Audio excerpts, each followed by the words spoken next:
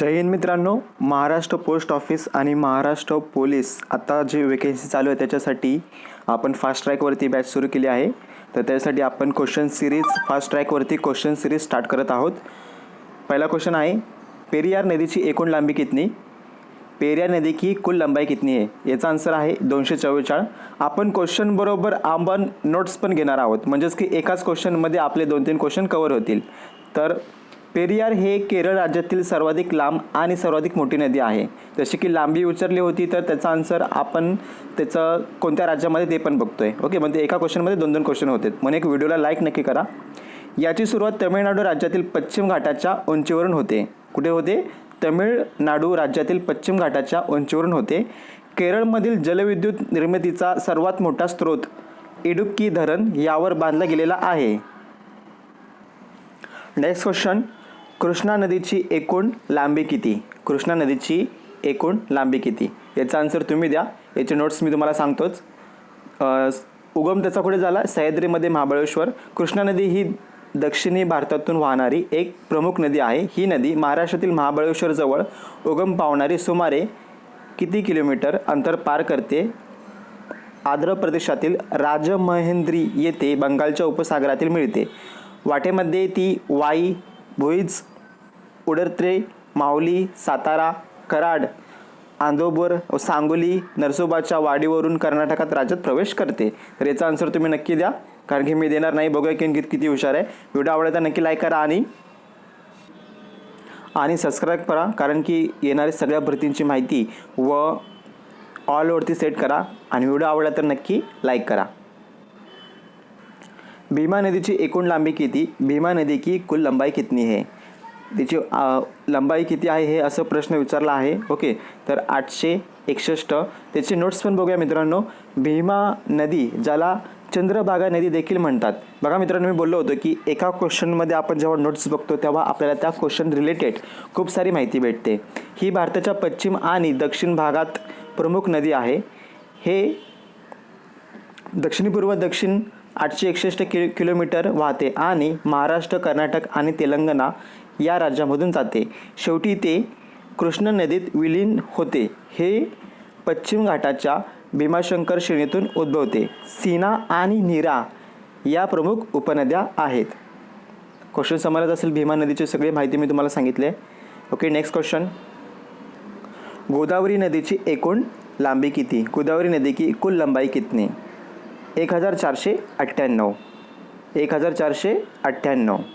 गोदावरी, मराठी गोदावरीच बोलतो. नदीची गणना भारतातील प्रमुख नद्यांमध्ये केली जाते. म्हणजे या नदीची गणना असते ती भारतातील प्रमुख नद्यांबरोबर केली जाते. या नदीला दक्षिण गंगा असेही म्हणतात. असा पण क्वेश्चन येऊ शकतो की दक्षिण गंगा म्हटल्यानंतर कोणती गंगा? तर तुम्हाला गोदावरी आन्सर द्यायचा आहे. ही म्हटलं जाते. गोदावरी नदीची लंबाई 1498 किलोमीटर आहे. गोदावरीची उगम नाशिक जवळ त्र्यंबकेश्वर या ठिकाणी महाराष्ट्र राज्यामध्ये होते. कुठे होते? त्र्यंबकेश्वर. लक्षात ठेवा, नाशिकमध्ये त्र्यंबकेश्वर. कोणती नदी? गोदावरी नदी. साधारणतः आग्नेय दिशेला वाहून गोदावरी राजमहेंद्रीजवळ बंगालच्या उपसागरात आंध्र प्रदेशात मिळते. दारणा, प्रवार, वैनगंगा, मांजरा उपनद्या असलेल्या गोदावरीला राजमहेंद्रापासून 10 किलोमीटर अंतरावर समुद्रापासून 80 किमी आधी समुद्रात मिळवण्यापूर्वी होऊन जाते. ओके, तुम्हाला क्वेश्चन समजला. गोदावरी नदीची लांबी किती? 1498. आणि कुठून कुठपर्यंत वगैरे? तर नाशिकजवळ त्र्यंबकेश्वरपर्यंत, म्हणजे तिथे उगम होतो तिचा. नेक्स्ट क्वेश्चन, साबरमती नदीची एकूण लंबाई किती? साबरमती की एकूण लंबाई किती? म्हणजेच विचारला क्वेश्चन काय? साबरमतीची एकूण लंबाई, नदीची एकूण लांबी किती आहे? तर याचं उत्तर आहे 415. नेक्स्ट क्वेश्चन, घागरा नदी खालीलपैकी कोणत्या राज्यातून वाहते? घागरा नदी खालीलपैकी कोणत्या राज्यातून वाहते? Explain in Hindi. घागरा नदी निम्न में से किस राज्य में से होकर बहती है? मित्रांनो, मराठी आणि हिंदीमध्ये का सांगतोय? कारण की काय काय एक्झाम आहेत तुम्हाला त्या हिंदीमध्ये द्यायच्यात. जसं की आता स्टाफ सिलेक्शन जीडीची जी वेकेन्सी येणार आहे मार्चमध्ये, ती पण तुम्हाला भरती भेटू शकते याच्यामध्येच. उत्तर प्रदेश व बिहार. घागरा नदी खालीलपैकी कोणत्या राज्यातून वाहते? उत्तर प्रदेश व बिहार. नेक्स्ट क्वेश्चन,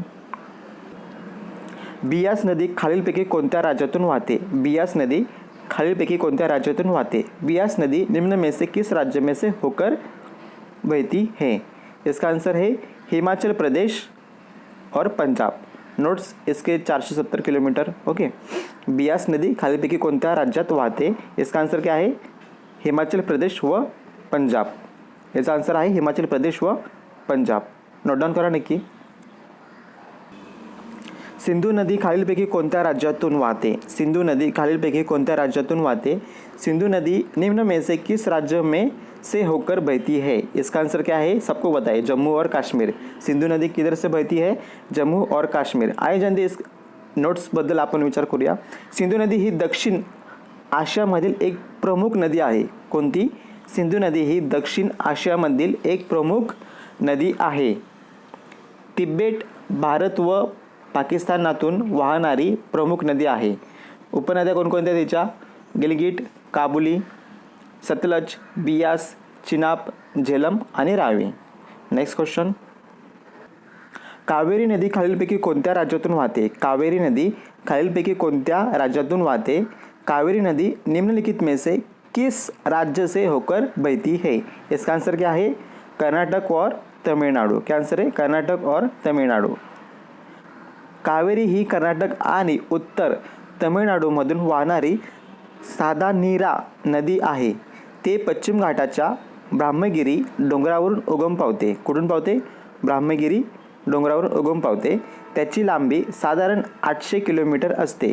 कावेरी नदी आणि बंगालच्या उपसागरामध्ये मिळते।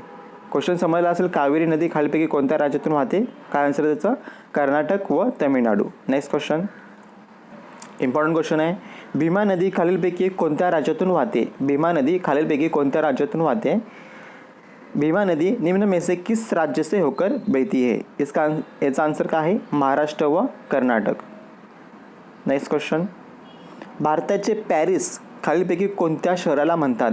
भारताचे पॅरिस खालीलपैकी कोणत्या शहराला म्हणतात? Explain in Hindi. निम्नलिखित में से किस राज्य को पॅरिस भारत का कहा जाता है? तर आन्सर काय याचं? जयपूर। जयपूरला भारताचे पॅरिस म्हणून ओळखले जाते। नेक्स्ट क्वेश्चन, गिरिस्थानाची राणी खालीलपैकी कोणत्या ठिकाणाला म्हणतात? गिरिस्थानाची राणी खालीलपैकी कोणत्या ठिकाणाला म्हणतात? निम्नलिखित में से किस स्थान को पहाड़ियों की रानी कहा जाता है? इम्पॉर्टंट क्वेश्चन हा एका एक्झाममध्ये आला होता। ओके, याचा आन्सर काय आहे? मसूरी। का आन्सर आहे? मसूरी। मसूरी हे उत्तराखंड राज्यातील एक पर्वतीय शहर आहे।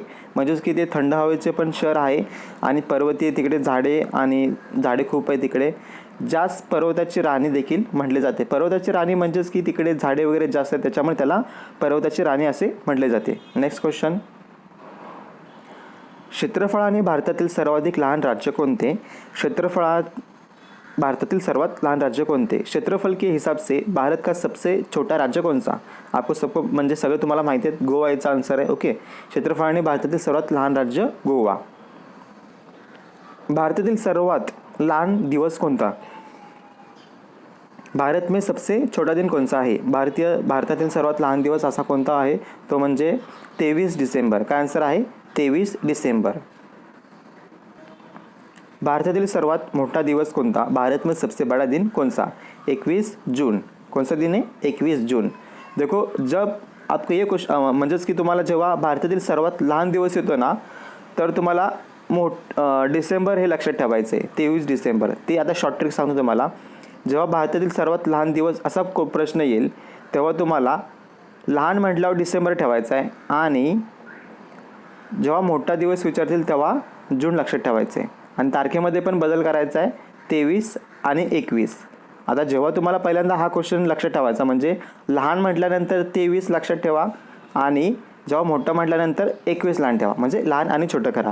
ही शॉर्ट ट्रिक जरी तुम्ही यूज केली ना, तर या दोन क्वेश्चनमध्ये तुम्हाला जम्पलिंग होणार नाही।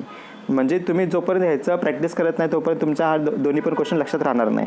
एकदम सोपं। भारतातील सर्वात मोठा दिवस म्हटलं ती 21 जून आणि तुम्हाला असा क्वेश्चन आला की भारत में सबसे छोटा दिन म्हणजे 23 डिसेंबर। नेक्स्ट क्वेश्चन,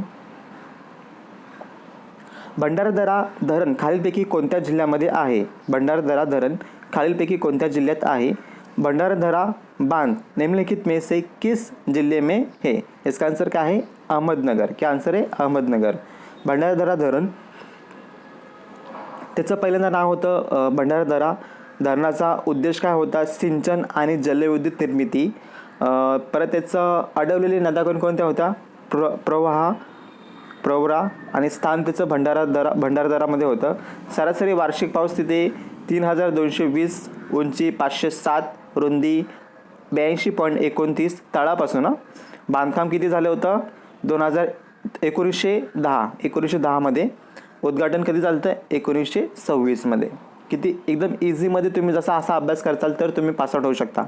जसे की तुम्ही फक्त क्वेश्चन आणि आन्सर पाठ नाही करायचं, त्याच्याबरोबर तुम्ही नोट्सचा जरी अभ्यास केला तर तुमचा एका क्वेश्चन मागे 3 क्वेश्चन्स होऊन जातात, म्हणजे 3 क्वेश्चन्स जास्त होतात.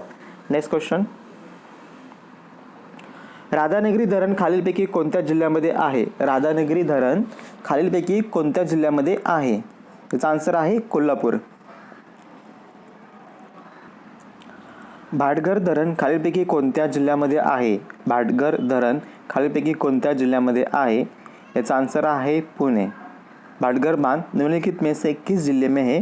यांचा आन्सर काय आहे? पुणे. नेक्स्ट क्वेश्चन, गंगापूर धरण खालीलपैकी कोणत्या जिल्ह्यामध्ये आहे? गंगापूर धरण खालीलपैकी कोणत्या जिल्ह्यामध्ये आहे? Explain in Hindi. गंगापूर बांध निम्नलिखित में से किस जिले में है? इसका आन्सर क्या आहे? नाशिक. याचा आन्सर काय आहे? नाशिक.